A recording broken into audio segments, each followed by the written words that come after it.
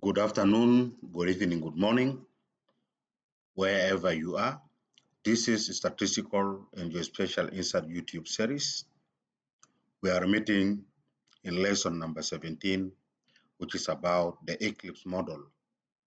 By the end of this lesson, you'll be able to structure research questions using the ECLIPSE model or framework. What is the ECLIPSE model?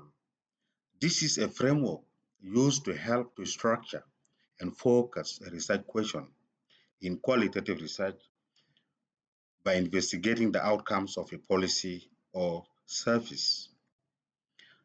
The ECLIPSE model breaks the question into 6 specific concepts: who is involved in the research, where it is happening, what the results are, who is responsible, and what the specific service is, and what the user hopes to achieve. So when you look at this structure here, first of all, we're going to look at the letters forming the ECLIPSE model or the components of the ECLIPSE model. The E stands for the expectation in the model.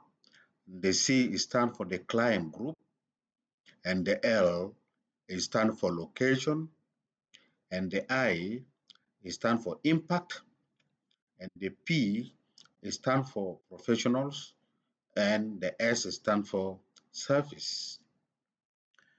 Sometimes it is written capital S and small e in the model. Let us look at expectation.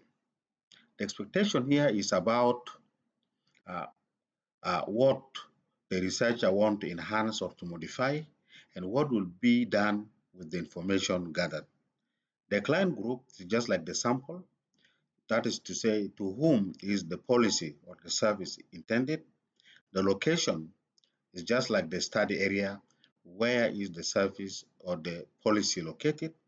The impact is what is the change in the service or the policy that the researcher is investigating. And the professionals is about who is involved in providing or improving the service or the policy.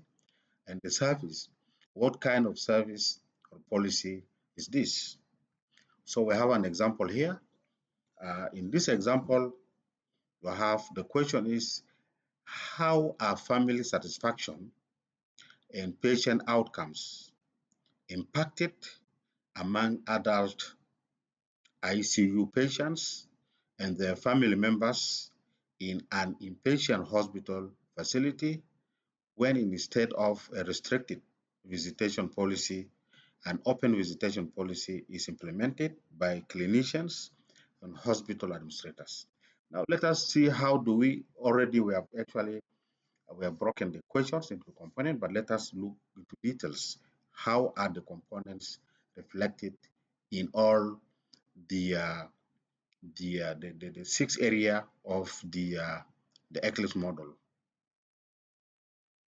The expectation here: what do you hope to enhance or to modify?